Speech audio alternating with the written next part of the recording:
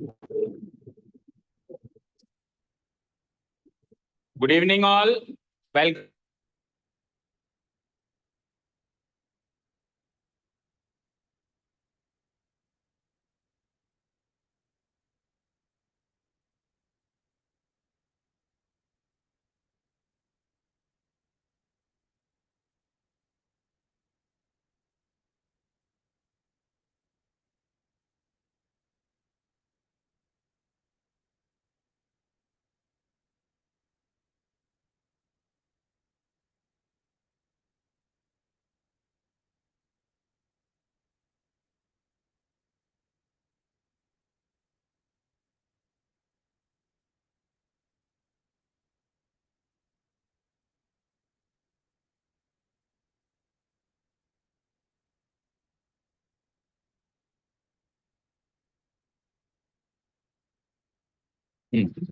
चलिए बोलो. So, is there any doubt in the last topic which we covered last? No. So the next topic, although the chapter has 4 topics, पहला topic was introductory part, second topic जो हमने cover किया, third topic जो है उसका नाम है trigonometric ratios of complementary angles. But वो टॉपिक आपके इस साल कोर्स से कटा हुआ है, 2 सालों से कटा हुआ है. तो सीधे हम फोर्थ टॉपिक पे आ गए, जो आपकी न्यू बुक में थर्ड टॉपिक की जगह होगा, लेकिन अगर कोई पुरानी बुक रेफर कर रहा है तो उसमें वो फोर्थ टॉपिक की जगह होगा. दैट मीन्स ये एक्सरसाइज नंबर 8.3 जो है ये आपको नहीं करनी है.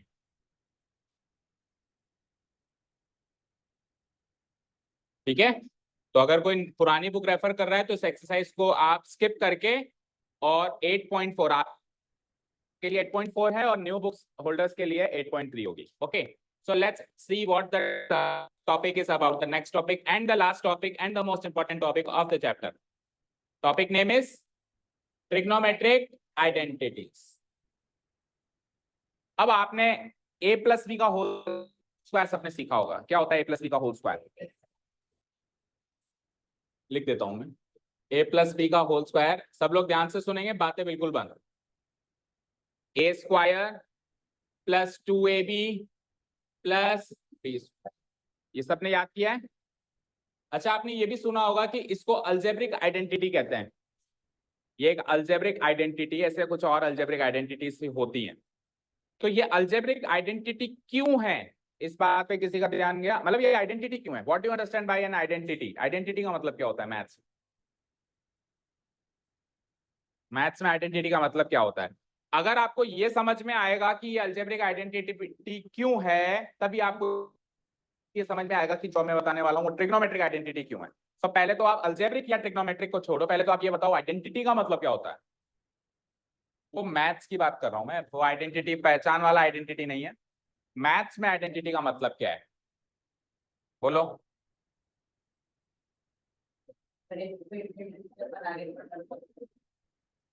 ऐसी कोई फैक्टराइज फॉर्म आइडेंटिटी होती है, तो ये इसकी फैक्टराइज फॉर्म है.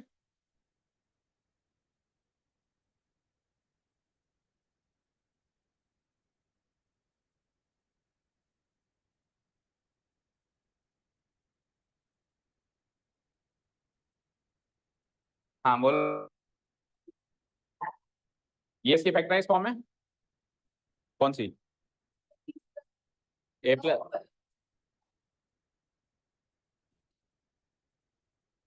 ये इसकी फैक्टराइज फॉर्म है. ये अभी आपको फैक्टराइज फॉर्म में दिखाई दे रही है. ये फैक्टराइज फॉर्म है. इसमें कहाँ है फैक्टर्स, बताना जरा. तो ये है ना फैक्टराइज फॉर्म. तो ये कौन सी फॉर्म है? तो ये इस आइडेंटिटी की फैक्टराइज फॉर्म है, और ये इस आइडेंटिटी की हर एक आइडेंटिटी में 2 फॉर्म्स होती हैं. एक जगह फैक्टराइज फॉर्म, एक जगह एक्सपेंडेड फॉर्म. वो बात ठीक है. मैं तो ये पूछ रहा हूँ आइडेंटिटी क्या होती है. वो फैक्टराइज फॉर्म और एक्सपेंडेड फॉर्म आइडेंटिटी की है. यहां से लेके यहां तक ये पूरी एक आइडेंटिटी है. यहां से लेके यहां तक ये पूरी क्या है? इसका राइट हैंड साइड इस आइडेंटिटी की एक्सपेंडेड फॉर्म है, इसका लेफ्ट हैंड साइड इस आइडेंटिटी की फैक्टराइज फॉर्म है. बट ये आइडेंटिटी जो है starting from LHS to RHS, identity का मतलब क्या है? Does anyone know? अच्छा चलो एक चीज और लिखता हूं, आप बताना क्या वो आइडेंटिटी है क्या. एक चीज और लिख देता हूं मैं इसकी तरह मिलती जुलती, आप बताना कि वो आइडेंटिटी है या नहीं है। लेट्स से मैंने लिखा a प्लस बी का whole square is equal to 4। अब मुझे बताओ, ऊपर लिखा हुआ है a प्लस बी का whole square is equal to A, अच्छा 4 के आगे ये लो मैं 4a प्लस 3 भी लगा देता हूं, ठीक है। अब मुझे बताओ, ऊपर भी एक फॉर्म लिखी हुई है a प्लस बी के होल स्क्वायर की, नीचे भी एक फॉर्म लिखी हुई है, दोनों में से कौन सी आइडेंटिटी है और कौन सी नहीं है? ऊपर वाली तो आइडेंटिटी है, नीचे वाली नहीं है। ये तो बहुत बड़ा ही सरल सा सवाल हो गया। सवाल मेरा ये है कि ऊपर वाली आइडेंटिटी क्यों है और नीचे वाली क्यों नहीं है। यानी घूम फिर के सवाल मेरा वहीं आ गया कि आइडेंटिटी का मतलब क्या होता है। तो नीचे वाली इक्वेशन नहीं है क्या? नीचे वाली इक्वेशन नहीं है क्या? क्या लिखा हुआ है? हाँ, अच्छा उस इक्वेशन के आसपास कुछ नहीं है। हाँ हाँ,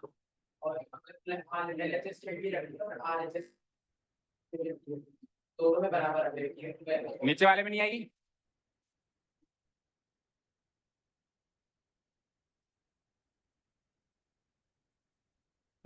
any other further solution you want to tell?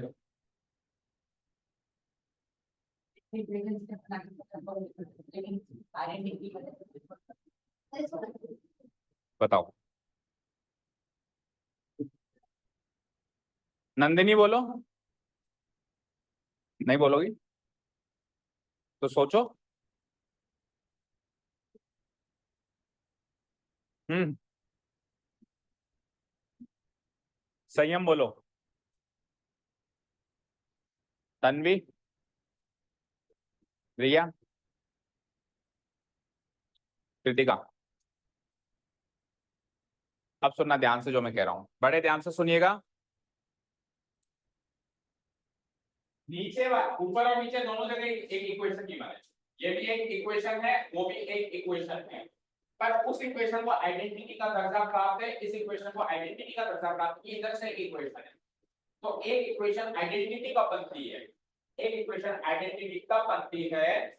जब एलएचएस की वैल्यू आरएचएस की वैल्यू के बराबर हो, चाहे मर्जी आए जो ए और बी ले लो।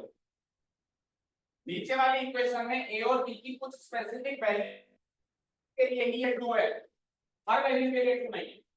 ऊपर वाली इक्वेशन में जो मर्जी आए ए ले लो, जो मर्जी आए बी ले लो, हर हाल में एलएचएस और आरएचएस बराबर होगा। यस और नो बोलो। ए की वैल्यू 5, बी की वैल्यू 10, आप बंद करके ले लिया, एलएचएस आरएचएस बराबर होगा।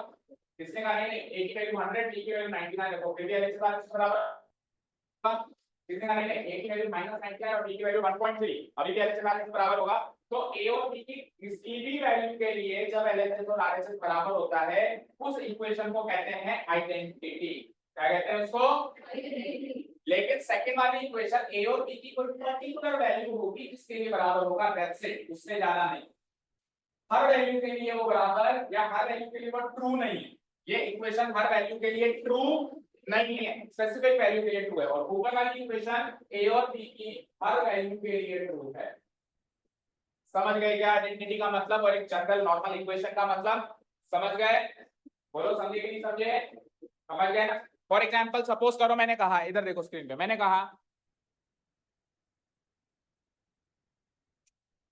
कहा छोटा सा एक एग्जांपल लेते हैं, जैसे कि a plus B equal to 3a minus 2, a plus B equal to 3a minus 2। अब यहाँ पे सपोज करो मैंने a की वैल्यू रखी 5, तो यहाँ पर भी a की वैल्यू क्या रखेंगे? 5। तो b की वैल्यू क्या निकलेगी चेक करो। तो 5 प्लस b की वैल्यू क्या हो गई बोलो? 3 5 या 15 माइनस 2, ये b है ना, तो b की वैल्यू क्या हो जाएगी? 13 माइनस 5 इक्वल टू 8। तो इस इक्वेशन में a की वैल्यू क्या रखी है आपने? a की वैल्यू क्या रखी थी? 5। ए कॉमा भी क्या रखा था आपने बोलो? 5। और बी की वैल्यू क्या आई थी? 8। तो 5,8 इस इक्वेशन का एक सॉल्यूशन है। तो ये इक्वेशन 5,8 से सेटिस्फाई होती है? होती है। लेकिन मैं कहूं नहीं नहीं नहीं, 5,7 से सेटिस्फाई करके बताओ, तो होगी क्या 5,7 से सेटिस्फाई? क्या 5,6 से हो जाएगी क्या? 5,8 तो 5,8 ही, तो ये ए और बी की स्पेसिफिक वैल्यू से सेटिस्फाई हो रही है, तो ये जस्ट एक इक्वेशन है, ये जस्ट एक। अब आप ऊपर वाली पकड़ लो, जो मर्जी है जिससे भी सेटिस्फाई करवा सकता हूं मैं इसको, 5,8 से भी करवा सकता हूँ, 5,7 से भी करवा सकता हूँ, 5,3 से भी करवा सकता हूँ ना। चलो 5,8 से करवाना हो अगर, तो क्या लिखेंगे बताओ? 5 + 8 का होल स्क्वायर, यही लिखेंगे।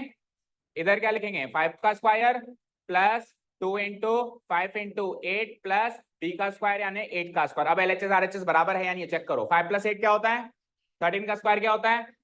एलएचएस की वैल्यू 169, आरएचएस चेक करो 25 प्लस 2 5 या 10 इंटू 8 80 प्लस 8 का स्क्वायर, इन सबको जोड़ेंगे तो 169 आ जाएगा, आएगा ना। तो ये 5,8 से सेटिस्फाई हो गई। अब कहो कि अब कोई कहे कि नहीं सर 5,7 से सेटिस्फाई करके बताओ, तो 5,7 से सेटिस्फाई करेंगे तो a + b यानी 5 + 7, 5 + 7 यानी 12, 12 का स्क्वायर। फिर इधर आओ, फिर इधर क्या करूंगा मैं? a की जगह 5 का स्क्वायर, फिर 2 इंटू a की जगह 5, b की जगह 7 और b का स्क्वायर यानी कि 7 का स्क्वायर। तो 2 5 10, 10 इंटू 7 तो 25 प्लस 70 प्लस 7 का स्क्वायर इस सबको ऐड करो, यू विल अगेन गेट 144। तो ये लो साहब 5,7 भी इसको सेटिस्फाई कर रहा है ना। 5,7 इसको सेटिस्फाई करा के दिखा दे, नहीं करा सकता। अगर मैं a की वैल्यू 5 और b की वैल्यू 7 इस इक्वेशन में पुटअप करूं तो क्या एलएचएस आरएचएस बराबर है?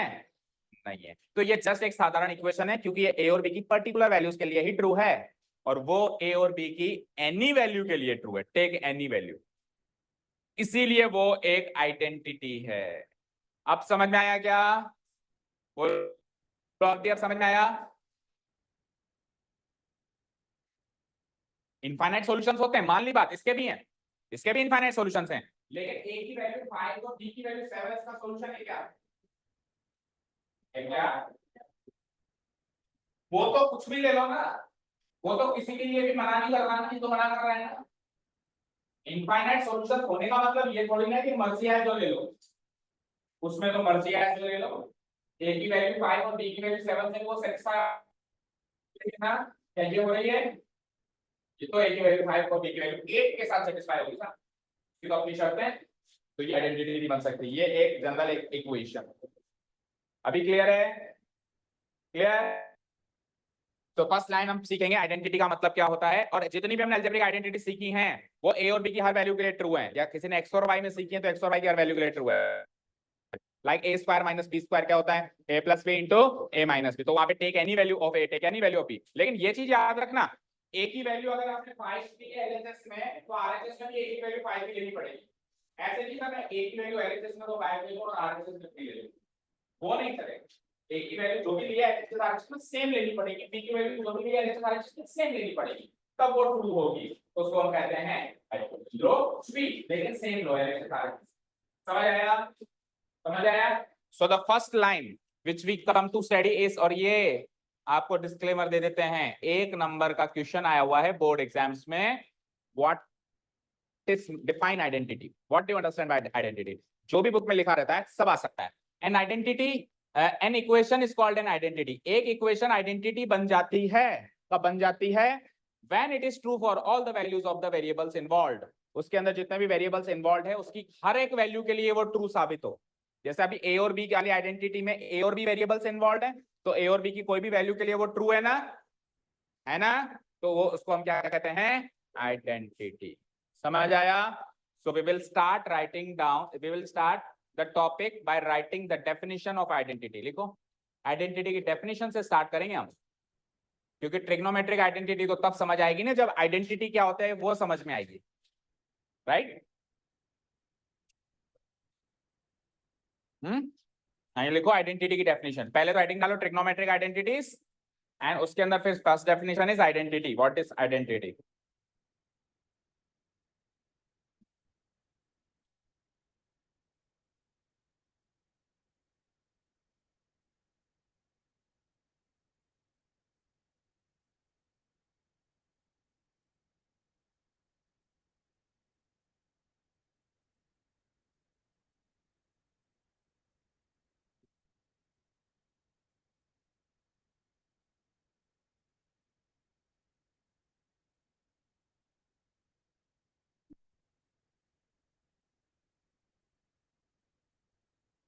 आइडेंटिटी की डेफिनेशन लिख ली सबने?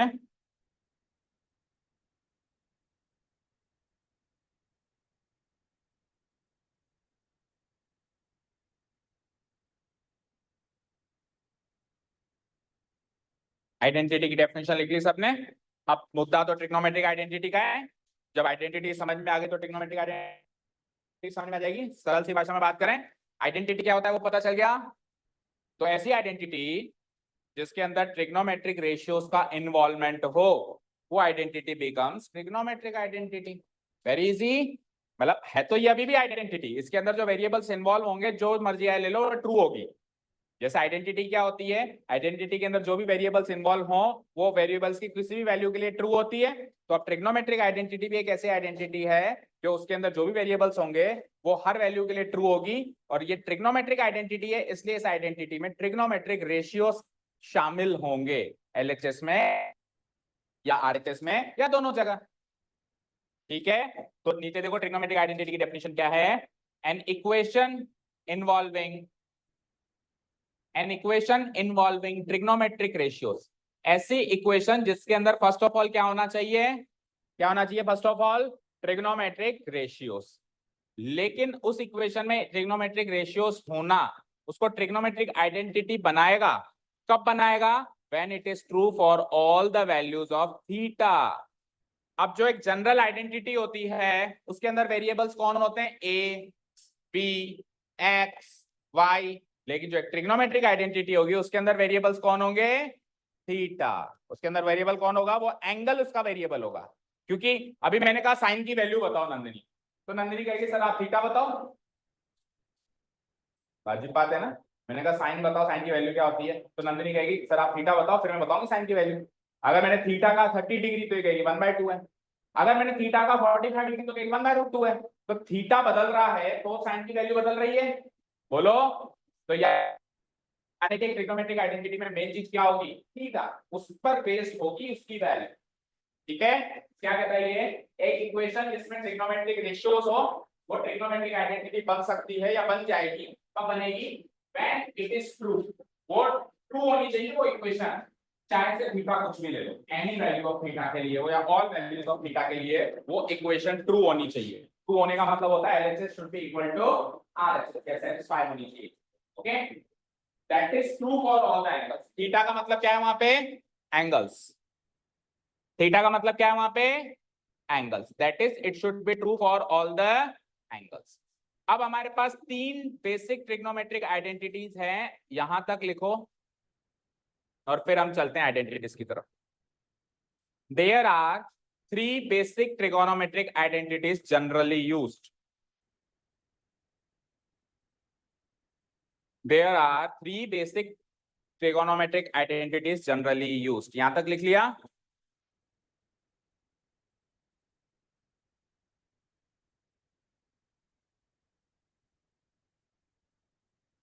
यहां तक लिख लिया, there are three basic trigonometric identities generally used. Okay,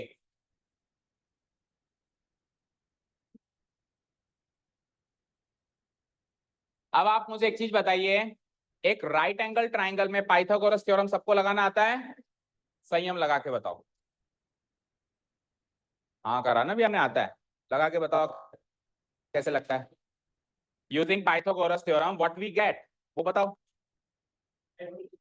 hypotenuse का स्क्वायर इक्वल टू बेस का स्क्वायर प्लस परपेंडिकुलर का स्क्वायर, सही है। और बेस और परपेंडिकुलर को अपोजिट साइड और एडजेसेंट साइड कहते हैं, तो क्या होगा, हाइपोटेन्यूज का square equal to opposite side का स्क्वायर प्लस एडजेसेंट साइड का स्क्वायर, सही है। तो मैं इस अपोजिट साइड के स्क्वायर और एडजेसेंट साइड के स्क्वायर को एलएचएस में लिख लेता हूं और हाइपोटेन्यूज के स्क्वायर को आरएचएस में लिख लेता हूं, चलेगा। अब सब लोगों का ध्यान होगा स्क्रीन पे, क्योंकि आइडेंटिटी में याद नहीं करवा रहा हूं, बना के दिखा रहा हूं। बनाना आपने सीख लिया तो याद हो जाएंगे हमेशा के लिए।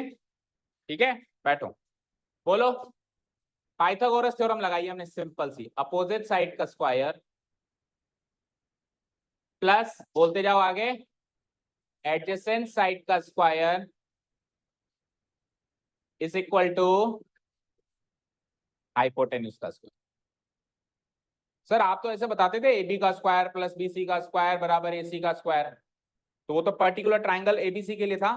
जिसमें एंगल भी 90 डिग्री है। अब ये तो किसी भी ट्राइंगल के लिए हो गया ना, हमने नामकरण कर लिया ना साइड्स का भी, तो ये उससे ज्यादा ऑथेंटिक है देखा जाए तो। डन। अब आप एक काम करो, हम न्यूमरे LHS और RHS दोनों साइड अगर मैं इसको हाइपोटेन्यूज से डिवाइड करा दूं, हाइपोटेन्यूज के स्क्वायर से डिवाइड करा दूं, किससे डिवाइड करा दूं? तो इधर भी मैंने डिवाइड करा दिया हाइपोटेन्यूज का स्क्वायर, पहले देख लो आराम से। इधर भी मैंने डिवाइड करा दिया हाइपोटेन्यूज का स्क्वायर, और RHS में भी मैंने करवा दिया हाइपोटेन्यूज का स्क्वायर। तो क्या किया मैंने किया dividing both side by hypotenuse square, dividing both side by hypotenuse square. तो LHS में दो टर्म्स थी, दोनों को हाइपोटेन्यूज के स्क्वायर से डिवाइड करा दिया, RHS में एक टर्म थी उसको भी हाइपोटेन्यूज के स्क्वायर से डिवाइड करा दिया, करवा दिया। अब इधर देखिए सब लोग, अपोजिट साइड का स्क्वायर डिवाइडेड बाय हाइपोटेन्यूज का स्क्वायर को मैं शॉर्ट में opposite side divided by hypotenuse का होल स्क्वायर लिख सकता हूं। ऊपर न्यूमरेटर का भी स्क्वायर हो रहा है, डिनोमिनेटर का भी स्क्वायर है, तो होल स्क्वायर हो गया। इसको क्या लिख सकते हैं? Adjacent side divided by hypotenuse का, और उधर हाइपोटेन्यूज का स्क्वायर से हाइपोटेन्यूज का स्क्वायर कट के क्या मिला? कट गया ना तो पूरा ही, क्या मिला? 1। अब कोई मुझे बताएगा opposite side divided by hypotenuse कौन सा ट्रिग्नोमेट्रिक रेशियो होता है? Sine theta. मैं लेट से कॉरेस्पॉन्डिंग एंगल थीटा ले लें तो उसका स्क्वायर कर रहे हो तो साइन स्क्वायर थीटा। और कोई मुझे बताएगा adjacent side divided by hypotenuse कौन सा?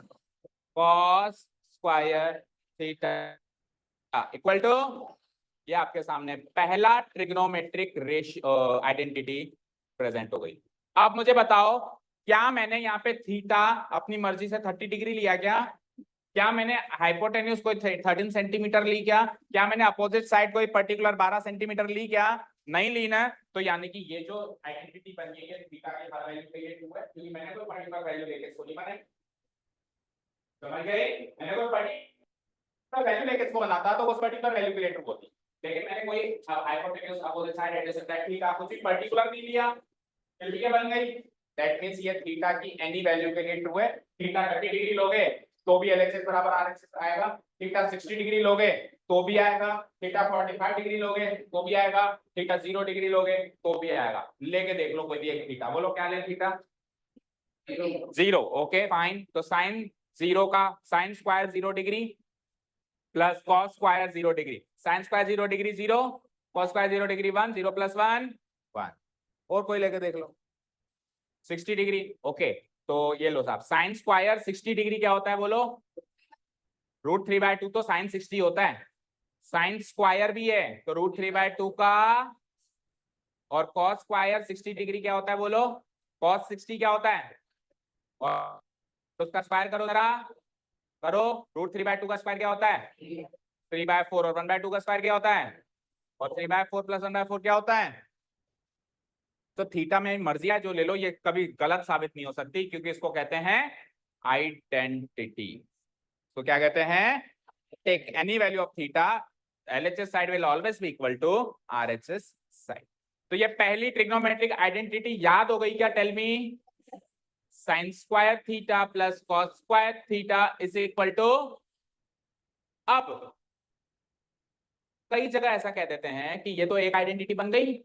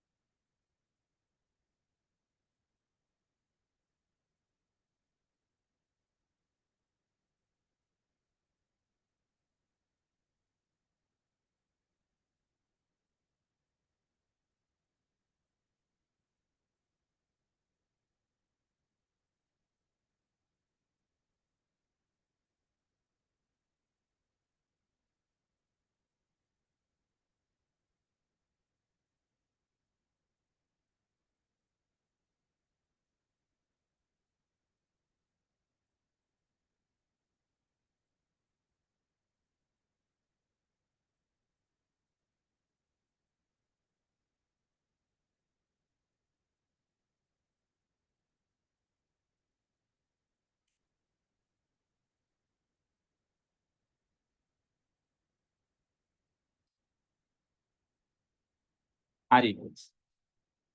हाँ, पेट दर्द हो रहा है, आ जाओ, आपका नंबर बताओ पेरेंट्स। आ जाओ, आ जाओ। कब से दुख रहा है? कब से दुख रहा है, कितनी देर से दुख रहा है? तो फिर आपको प्रॉपर ट्रीटमेंट लेनी चाहिए ना बेटा, बताओ नंबर बताओ। 86। किसका नंबर है?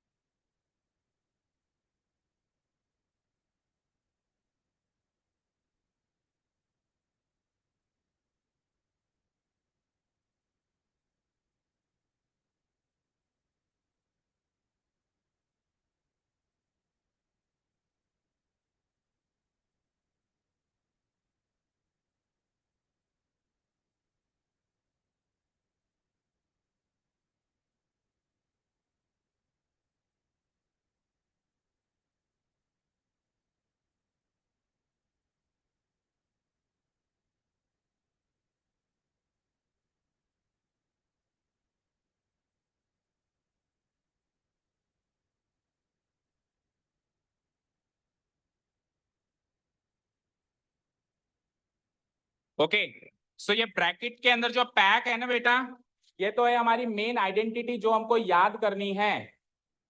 क्या समझे? समझे कुछ? बोलो भाई।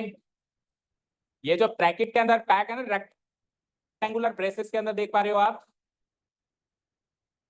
फर्स्ट सेकंड थर्ड, ये तो जो वो चीज है जो अपने को याद करनी है। और इससे जो दो नई आइडेंटिटी बन सकती है, देखो एक बार cos स्क्वायर थीटा को उधर भेज दो तो sin square theta equal to 1 minus cos square theta, दूसरी बन गई। एक बार sin स्क्वायर थीटा को उधर भेज दो तो cos square theta equal to 1 minus sin square theta बन गई। इस आइडेंटिटी में अगर मैं माइनस टेन स्क्वायर थीटा को वहां भेज दूं तो sec square theta equal to 1 plus tan square theta बन जाएगा। और अगर मैं माइनस टेन स्क्वायर थीटा को वहां भेजे और 1 को यहां बुला लूं, 1 को इसके पास बुला लूं, तो क्या हो जाएगा, ये sec स्क्वायर थीटा माइनस 1 बराबर ten square theta. Similarly last identity में अगर मैं माइनस कॉट स्क्वायर थीटा को वहां भेज दूं तो cosec स्क्वायर थीटा की वैल्यू क्या आ जाती है, 1 प्लस कॉट स्क्वायर थीटा। और अगर मैं यहाँ से कॉट स्क्वायर थीटा की वैल्यू निकालना चाह रहा हूं तो मैं इसको उसको वहां भेज के और 1 को यहाँ भेजना पड़ेगा।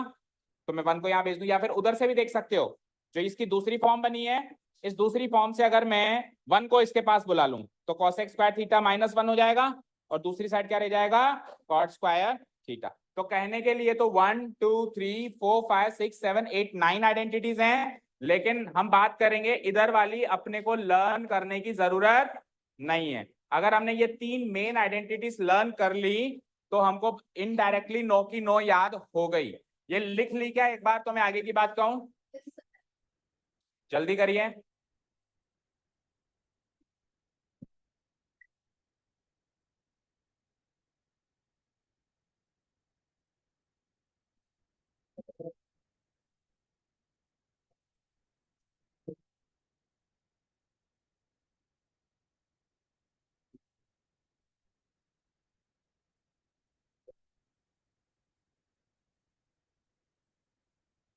नोट हो गई?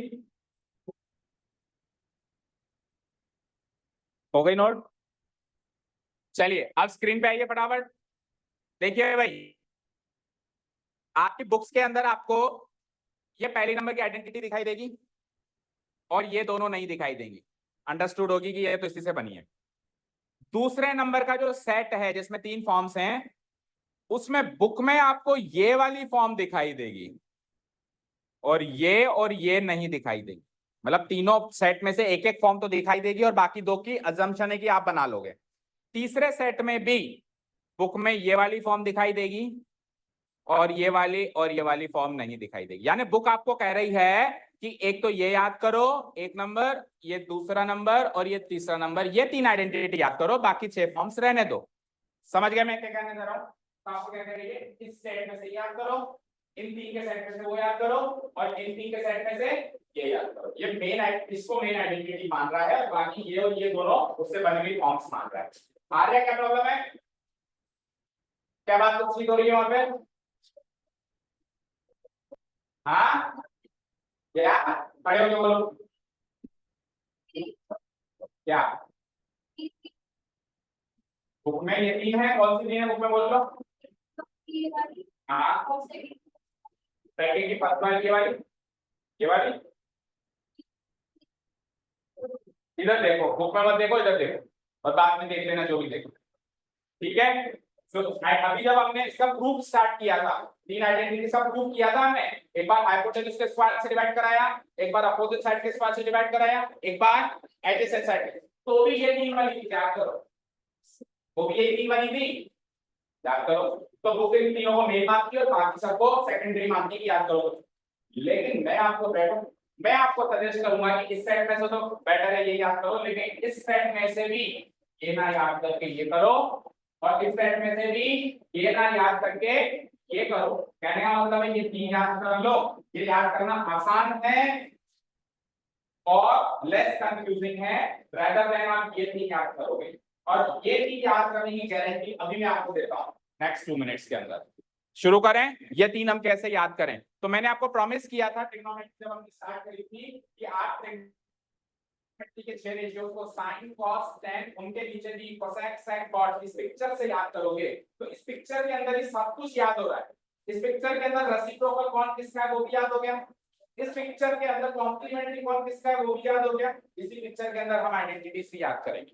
देखें कैसे याद हो जाएंगे हमको तीनों आइडेंटिटीज। देखो भाई स्क्रीन पे पहले मैं वो पिक्चर सेट कर देता हूं, sin cos tan cosec sec cot। किसी ने कहा सर आइडेंटिटी याद करवाओ। सबसे पहली चीज, आइडेंटिटी हमेशा क्वाड्रेटिक इक्वेशन होती है। क्या होती है? तो स्क्वायर तो सब में लगा देना क्योंकि आप आइडेंटिटी याद कर रहे हो, और एंगल ऑब्वियसली आप थीटा लगा ही दोगे। Okay okay.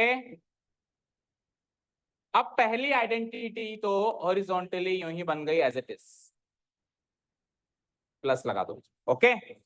दूसरी आइडेंटिटी जो बनेगी वो बनेगी यूं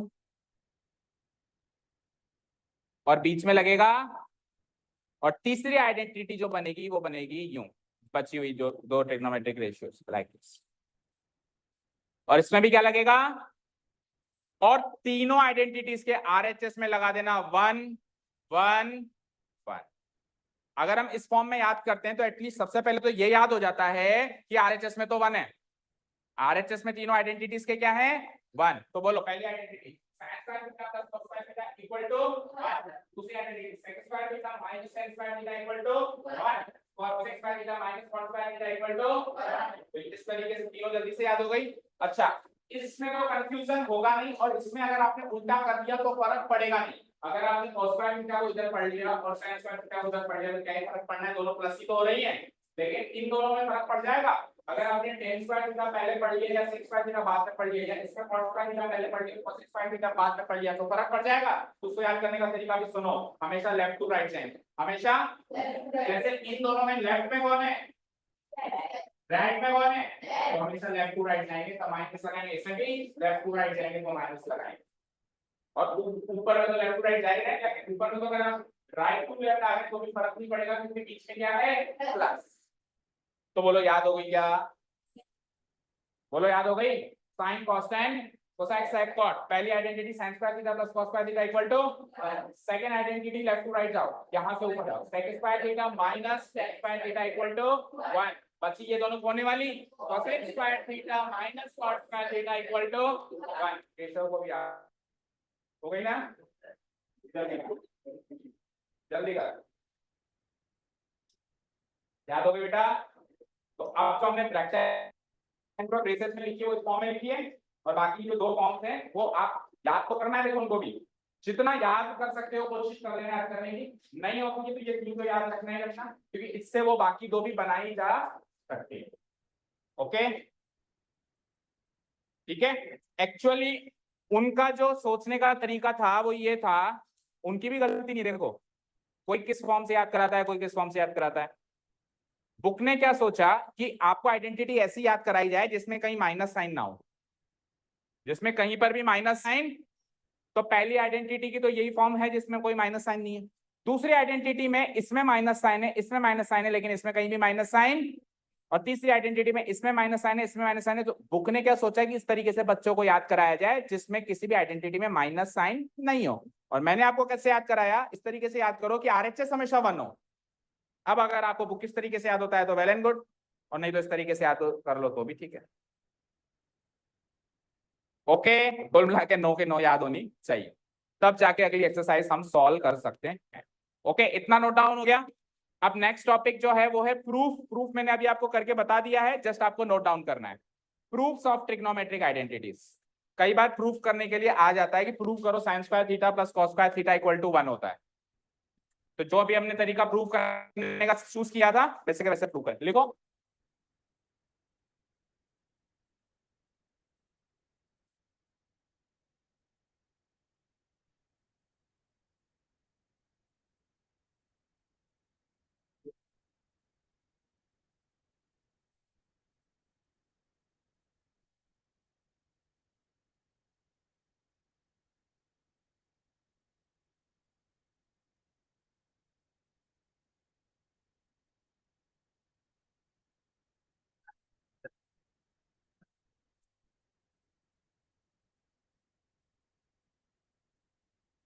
ये जो आप लोग बाहर का कूड़ा कचरा खाते हो ना, उसका ही नतीजा है,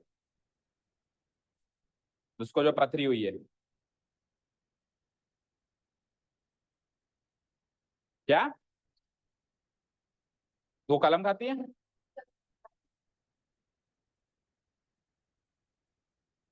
कलम के अंदर क्या आता है मुझे बताओ। केमिस्ट्री पढ़ते हो ना, केमिस्ट्री की भाषा में बताओ क्या आता है। कैल्शियम। कैल्शियम से जो होती है स्टोन बनती है। हाँ, कैल्शियम की मात्रा से ज्यादा मात्रा होने से स्टोन बनती है, राइट। तभी तो जिनको पथरी होती है उनको स्पाइनेक्स खाने के लिए मना करते हैं, क्योंकि उसमें कैल्शियम होता है, पालक खाने के लिए। तो आपको क्या गारंटी कि जो आप ये बाहर का कूड़ा कचरा खाते हो, कुरकुरे उरकुरे, उसमें प्लास्टिक और कैल्शियम वेल्शियम नहीं है? गारंटी आपको, आपको पता है, आपने कभी देखा है इसको बनते हुए? क्यों, मजदूरी करता था पहले वहां पे? फैक्ट्री है।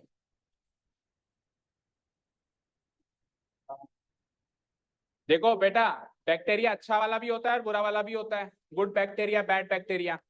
जो नेचर से मिलता है वो हमेशा गुड होता है, जो मैन मेड होता है वो हमेशा बैड होता है। ओके, तो एक तो बैक्टीरिया हम जो दूध से मिल रहा है वो है गुड बैक्टीरिया, समझ गए?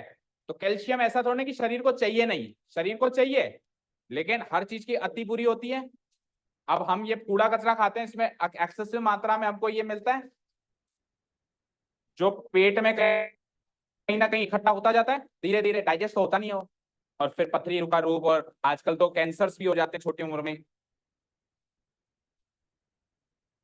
तो अभी भी समय है, रोक लो अपने आप को, मत करो अपनी जिंदगी से खिलवाड़। ठीक है, बच्चे नहीं हो कि अभी कुरकुरे वुरकुरे की आदत है आपको, छोटे बच्चों को होती है, तो हेल्दी चीजें खाया करो। अब अभी जो हमने प्रूफ किए थे उसमें हमने opposite side adjacent side hypothesis as it is ले ली, और इसमें क्या है, फिगर बना लिया। तो फिगर बना लिया तो हमने अपोजिट साइड की जगह AB लिया है, एडजेसेंट साइड की जगह BC स्क्वायर लिया है, और हाइपोटेन्यूज की जगह AC स्क्वायर। ओके, समझ आया ना? फिगर नहीं बनाओ तो पूरे पूरे नाम लिखो, और फिगर बना लिया तो साइड का नाम लिखो, बस AB स्क्वायर BC स्क्वायर और AC स्क्वायर। अब आइडेंटिटी नंबर 1 प्रूव करने के लिए हम LHS RHS दोनों को किससे डिवाइड कर देंगे? किससे करेंगे? AC स्क्वायर, तो dividing equation 1 by AC square. तो तीनों जो टर्म्स हैं वो AC स्क्वायर से डिवाइड हो गई, तीनों टर्म्स किससे डिवाइड हो गई? AC स्क्वायर से। AB स्क्वायर भी AC स्क्वायर से डिवाइड हो गई, BC स्क्वायर भी AC स्क्वायर से डिवाइड हो गई, और AC स्क्वायर भी AC स्क्वायर से डिवाइड। तो ये तो हो गई 1। AB बाय AC आप चेक कर लेना साइन थीटा है, BC बाय AC चेक कर लेना कॉस थीटा है। तो पहली आइडेंटिटी बन गई sine square theta plus cos square theta is equal to 1। जहां पे आपने एंगल सी पे थीटा फिक्स किया है, एंगल सी पे थीटा फिक्स किया है, तो उसके हिसाब से अपोजिट साइड तो हो गई AB और एडजेसेंट साइड हो गई BC। तो opposite by hypotenuse sine theta, adjacent by hypotenuse cos theta. Done. Second में हम AB स्क्वायर से डिवाइड करा देते हैं तीनों को, और थर्ड में फिर BC स्क्वायर से डिवाइड करा देंगे। तो AB square by AB square 1 बन गया। ये BC क्या है? एडजेसेंट, AB क्या है? Opposite, adjacent by opposite cot बन गया। AC क्या है? हाइपोटेन्यूज, AB क्या है? Opposite, hypotenuse by opposite cosec बन गया। एंड लास्ट आइडेंटिटी प्रूव करने के लिए हम BC स्क्वायर से बोथ साइड्स डिवाइड करा देंगे। तो AB स्क्वायर भी BC स्क्वायर से डिवाइड हो गई, BC स्क्वायर भी BC स्क्वायर से डिवाइड हो गई, और AC स्क्वायर भी BC स्क्वायर से डिवाइड हो गई। तो ये तो कट के क्या बन गया? 1। AB क्या थी? अपोजिट, BC क्या थी? एडजेसेंट। अपोजिट बाय एडजेसेंट हो गया tan थीटा। ये क्या थी? हाइपोटेन्यूज। ये क्या थी? एडजेसेंट। हाइपोटेन्यूज बाय एडजेसेंट हो गया sec theta. So tan square theta plus 1 equal to sec square theta. ये हो गई आइडेंटिटी नंबर 3। क्या हुआ दीदी? क्या हो गया? अनर्थ हो गया कुछ? ऊपर करना है क्या? Scroll up.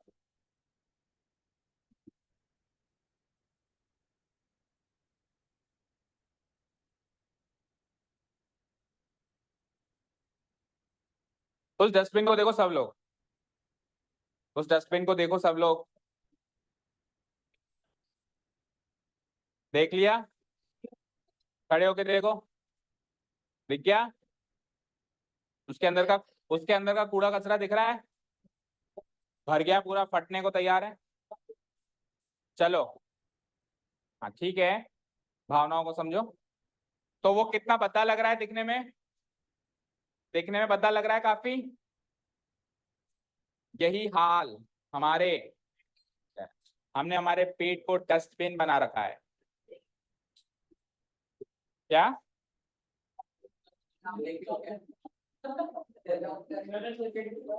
डॉक्टर ही देख सकता है, अपनी बॉडी का खुद को पता नहीं चलता।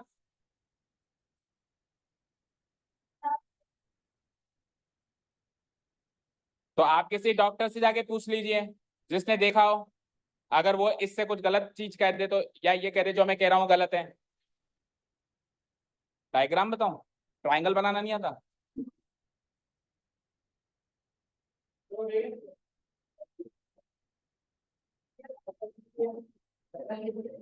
कल क्या की छुट्टी? नो।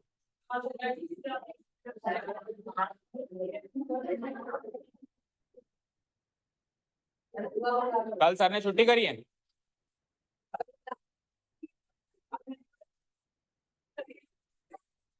मैं पूछ लूंगा अभी सर से। नहीं करी तो आना है। नहीं करी ना उन्होंने,